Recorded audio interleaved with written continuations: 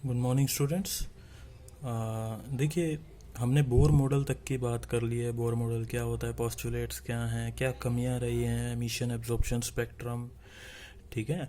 अब हम आगे बढ़ते हैं। हमें स्टार्ट करना है वैसे तो क्वांटम मैकेनिकल मॉडल, लेकिन क्वांटम मैकेनिकल मॉडल जो है एटम का, उसको पढ़ने से पहले हमें दो कंसेप्ट के बारे में बहुत अच्छे से नॉलेज होनी चाहिए। और वो दो कंसेप्ट क्या है, de Broglie dual nature of matter, ठीक है, और दूसरा कंसेप्ट है हाइजेनबर्ग अनसर्टेनिटी प्रिंसिपल। देखिए, जैसे बोर का जो मॉडल था उसमें प्लैंक क्वांटम थ्योरी, जो प्लैंक ने क्वांटम थ्योरी दी थी, उसने उसका यूज़ करा था बोर ने। ऐसे ही जो हमारा क्वांटम मैकेनिकल मॉडल है वो किस पे बेस्ड है, वो क्वांटम मैकेनिक्स पे बेस्ड है। ठीक है। तो अभी हम स्टार्ट करते हैं ड्यूअल नेचर ऑफ मैटर।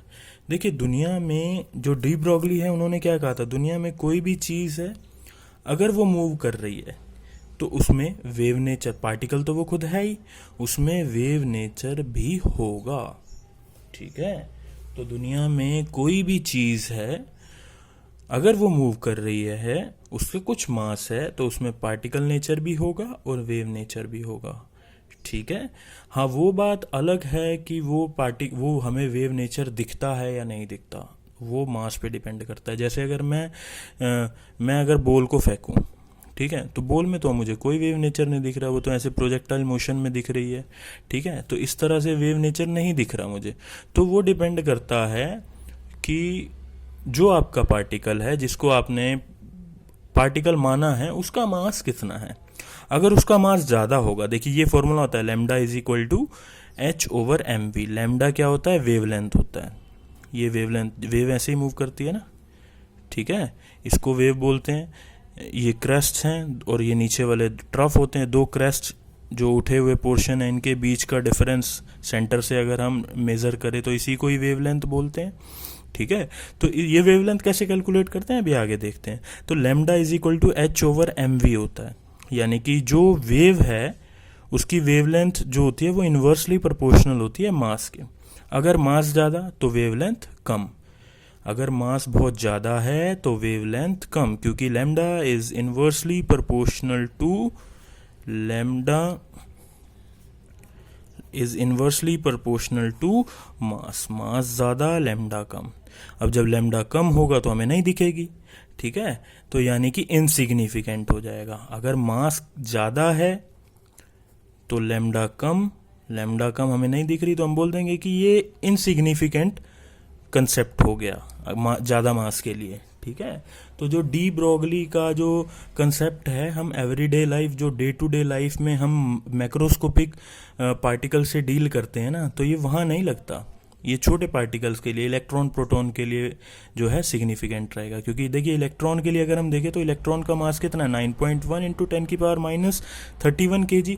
इसको हम यहाँ रखेंगे तो जो लेमडा की वैल्यू कैलकुलेट करके आएगी वो आती है 10⁻⁻5 मीटर, जो कि ठीक है, कंपैरेटिवली ज़्यादा है। हम देख सकते हैं उसका वेव नेचर को, हम स्टडी कर सकते हैं, यहाँ से पता लगा सकते हैं।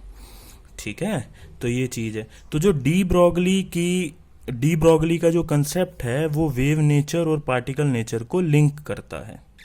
ठीक है। और मतलब इन चीज़ों को सबको एक्सप्लेन करने के लिए क्लासिकल फिजिक्स जो है वो फेल हो जाती है, वो नहीं लगाते हैं हम छोटे पार्टिकल्स के लिए। तो यहाँ पे क्वांटम मैकेनिकल मॉडल में जो हम क्वांटम मैकेनिक्स पढ़ते हैं उसके रिजल्ट इंपॉर्टेंट है, उन रिजल्ट्स को हम एटम पे अप्लाई करेंगे आगे। ठीक है। तो ड्यूअल नेचर, अभी आज हमने यही पढ़ा कि ड्यूअल नेचर ऑफ मैटर क्या होता है। कोई भी चीज़ अगर वो मूव कर रही है तो उसमें पार्टिकल नेचर भी होगा और वेव नेचर भी होगा। हाँ, वो वेव नेचर हमें दिखता है नहीं दिखता, वो डिपेंड करता है उसके मास पे, क्योंकि लैम्डा का फॉर्मूला होता है एच ओवर एम वी, यही तो है वेवलेंथ।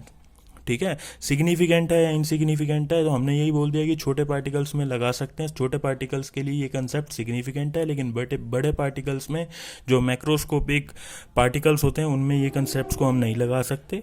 ठीक है। अब देखिए ये फॉर्मूला आया कहाँ से, तो फोटोन की एनर्जी क्या होती है, is equal to h mu, ये प्लैंक ने बताया था। और आइंस्टाइन ने बताया था कि E is equal to m c square होता है, तो इन दोनों को इक्वेट कर दो, h mu is equal to m c square. ठीक है, तो जो म्यू होता है, म्यू क्या होता है, सी ओवर लेमडा, म्यू क्या होता है, सी ओवर लेमडा, तो हम यहाँ पे रख सकते हैं c by lambda is equal to m c square. C से सी कट गया, लेमडा को इधर ले जाओ, एम सी को नीचे ले जाओ, तो ये क्या बन गया, lambda is equal to h over m सी।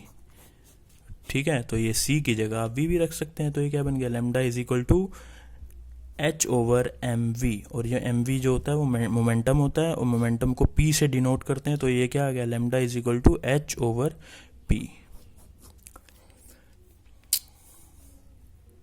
तो नेक्स्ट हम पढ़ेंगे हाइजेनबर्ग अनसर्टेनिटी प्रिंसिपल, इसे आप अच्छे से पढ़ लेना।